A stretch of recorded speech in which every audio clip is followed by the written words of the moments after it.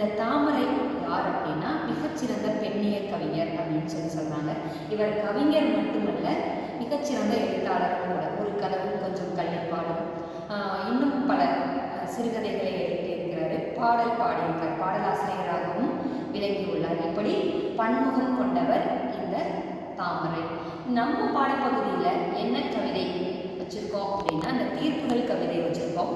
தீர்ப்புகள் நமக்கு கவிதையினுடைய தலைப்பு பார்த்தோன்னே தெரிஞ்சிருக்கும். தீர்ப்பு எந்த மாதிரியான தீர்ப்பு? தீர்ப்பு எங்கே சொல்லுவாங்க? ஒரு இலக்கிய மேடைகளில் பட்டிமன்றங்களில் தான் தீர்ப்பு சொல்லுவாங்க. அப்படி பட்டிமன்ற விவாதம் போல தான் இந்த கவிதை அமைந்திருக்கு. அதில் தலைப்பு என்னன்னு பார்த்தீங்கன்னா, கற்பில் சிறந்தவள் கண்ணகியா மாதவியா. இரு தரப்பினர் இருக்காங்க, அதற்கு ஒரு நடுவரும் கூட.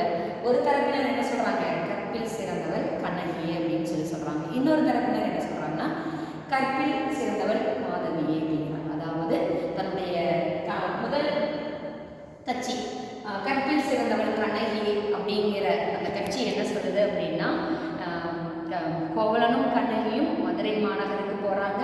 அங்கு செல்லும்போது அங்கு நடந்த சில நிகழ்வுகள், அதாவது மாதவியினுடைய அந்த காட்சிலம்பை கோவலன் ஒரு இடத்துல போய் விற்க போகிறான். அங்கு இருக்கக்கூடிய அந்த ஒருத்தன் என்ன பண்ணுறான் அப்படின்னா, அங்காடி தெருவில் இருக்கக்கூடிய ஒருவன் கோவலனுடைய அந்த காட்சிலம்பை கோப்பெருந்தேவியினுடையது அப்படின்னு சொல்லிட்டு அவன் திருடி கொண்டு பொய்யான விளக்க கோவலன் மேலே போட்டுறான். அந்த கோவலன் அதனால என்ன பண்ணுறாருன்னா, மன்னர் கொலை செய்வதும் இல்லாமல் திருடி விட்டான் அப்படிங்கிறதுக்காக தவறான தீர்ப்பு கொடுத்து கோவலனை கொன்று விடுகிறார்கள். அந்த இடத்துல கண்ணகி என்ன பண்ணுறா அப்படின்னா, கோவலனை கொன்றது தவறு, அதாவது கணவன் இறந்து விட்டான் என்று தெரிந்தும் அந்த இடத்துல இருந்து அப்படியே வராமல் தன்னுடைய கணவனின் நியாயத்திற்காக நின்றாள் இல்லையா, அவள் தான் உண்மையிலேயே கற்பில் சிறந்தவள் அப்படின்னு ஒரு அணி வாதாடு.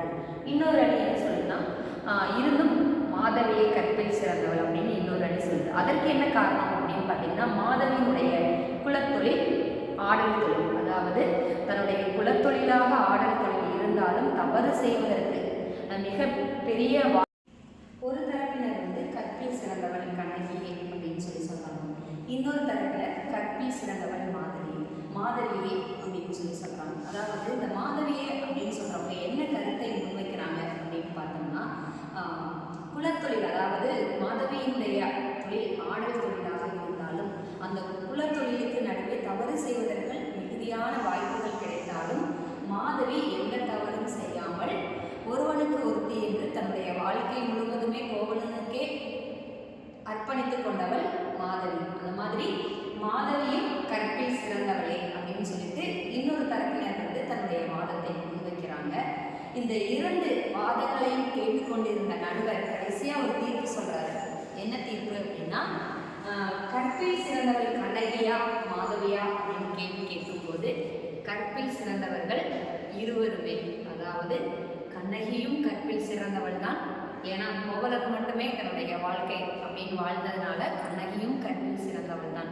மாதவியும் அதே போல தான். கோவலன் மட்டுமே தன்னுடைய கணவனாகவும் தனது வாழ்நாள் முழுவதும் தன்னுடன் வரக்கூடியவனாகவும் இருக்கிறான். அதனால் மாதவியே கற்பில் சிறந்தவள் என்று இரண்டு அணிகளும் முன்வைத்தாலும் இரண்டு பேருமே கற்பில் சிறந்தவர்கள் தான் அப்படின்னு சொல்லிட்டு நடுவர் என்ன தீர்ப்பு கொடுக்குறாரு அப்படின்னா, கற்பிழந்தவன் கோவலனே, கற்பில் சிறந்தவர்கள் கண்ணகியும் மாதவியும் தான். ஆனால் கடைசியில் கற்பிழந்தவன் யாரு?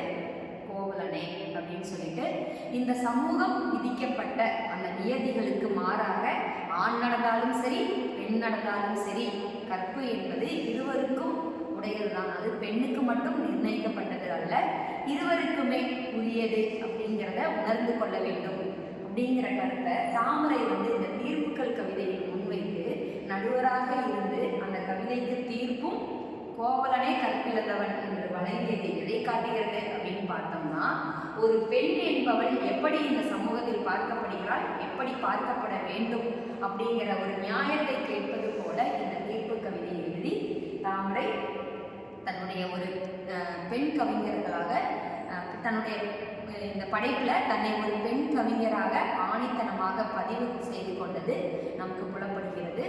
இந்த கவிதையின் மூலமாக நாம் ஒரு பெண்ணை எப்படி பார்க்க வேண்டும், எப்படி பார்க்கக்கூடாது, இந்த சமூகம் எப்படி பார்க்கணும் பார்க்கக்கூடாது என்பதை எடுத்துக்காட்டுவதாக அமைந்துள்ளது.